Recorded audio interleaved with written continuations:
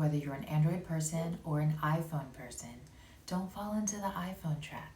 Garbage. Apple, what is going on?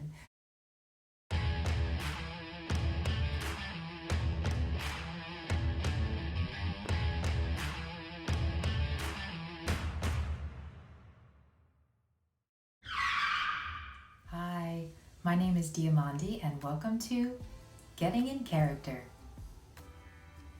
Today we're going to talk about the iPhone trap. And whether you are Team iPhone or Team Android, this message is for you. Excuse my neighbor's dog barking. Her name is Sasha and she just likes to talk all the time. I'm coming to you in this pre-recorded message from my new iPhone SE. I was so excited because I was holding off and I don't get a new phone every time it comes out, but it was about time. I had the old SE, which is right here. I'm actually using it with the remote app right now, and wasn't keeping a charge. You know how the phones do, especially the iPhones. Yeah, so I was having those old iPhone problems. New apps were integrating very well. Sometimes I couldn't download new apps. Every once in a while, Apple would decide they weren't going to update the software for my phone anymore. I wanted to be able to do all the things that could be done. My biggest problem, I wanted to shoot 4K video for YouTube and auditions and whatever else I recorded video for, and I did not have the storage. So I could record for about 10 minutes and that would be it. I'd have to take the clips off and put them on my mom's iPad or on a computer or something, or upload them to the cloud. Sometimes I deleted them by accident because they weren't transferred, and it was hard to deal with. I was gonna record from my mom's iPad, but y'all know, as good as iPhone cameras are, iPad cameras are garbage. Apple, what is going on? How could you do something so well and make a bigger version and do that one just not as well? What's up? So I got the phone, brought it home. I was pretty excited. And then because I'm getting into YouTube, I started YouTubing it, even though I had already done that months ago in preparation for this moment. Actually, I had done it when I found out the new iPhone SE was coming out. I was so excited. I watched a video from the Everyday Dad on YouTube. He talks about the pros and cons. One of his biggest cons, which he didn't even care about, was my biggest reason for wanting to get a new phone: the battery life. He said the battery life was pretty bad, and now that I have it, I can say that I agree. The battery life is pretty bad.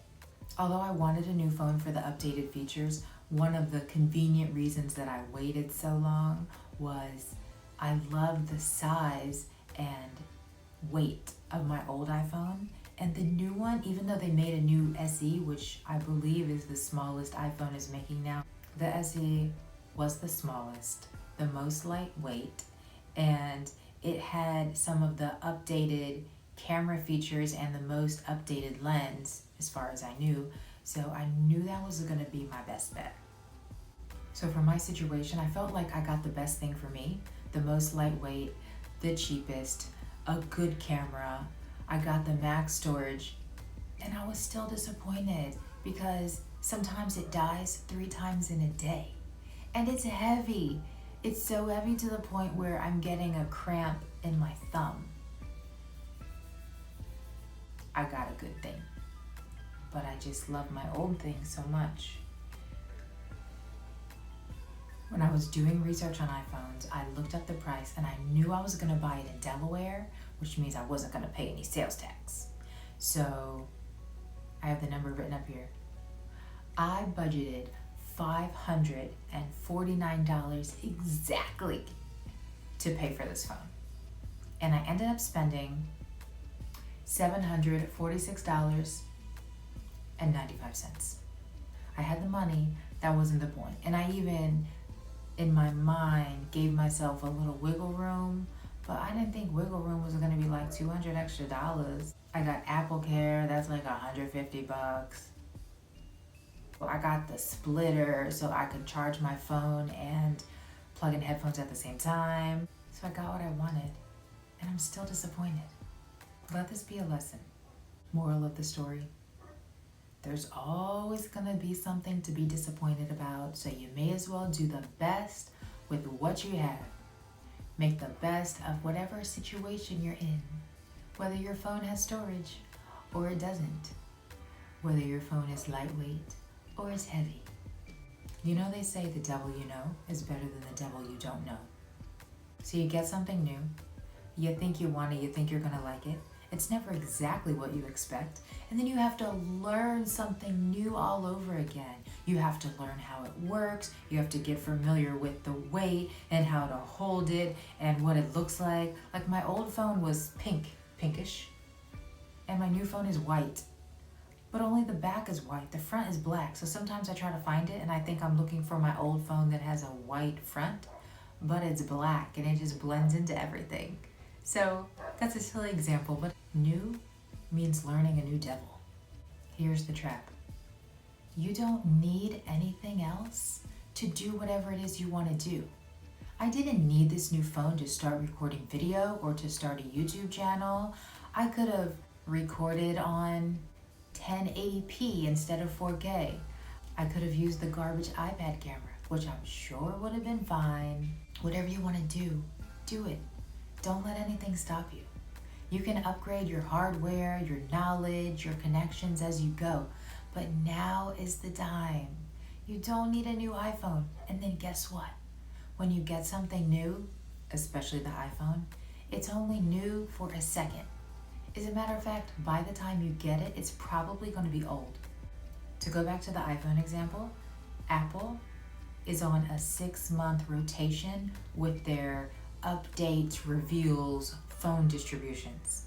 So every year, like clockwork, they come out with a new phone. So at the 6-month mark, they do a refresher. And then at the year mark, they do a new phone. So by the time you get whatever it is, they're already doing press for what the updates are going to be. They're leaking things to influencers to entice you as you scroll through Google and social media and YouTube. So new is never new. It's only new.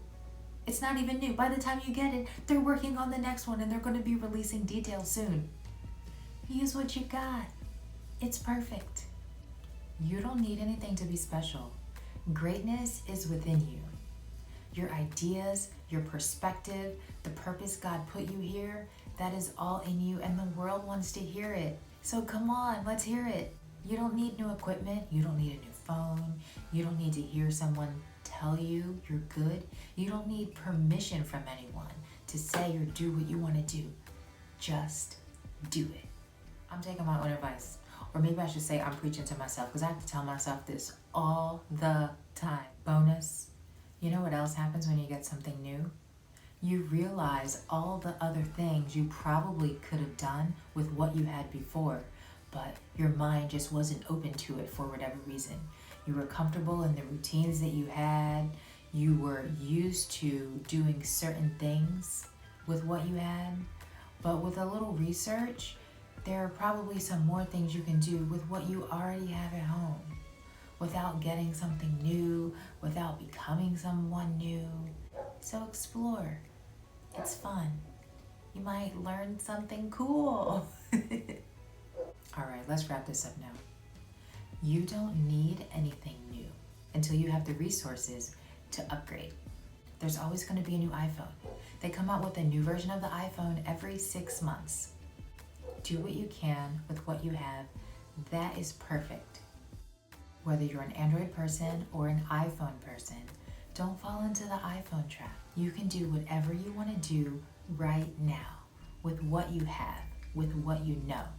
Thank you for watching. Please come back for more. Bye.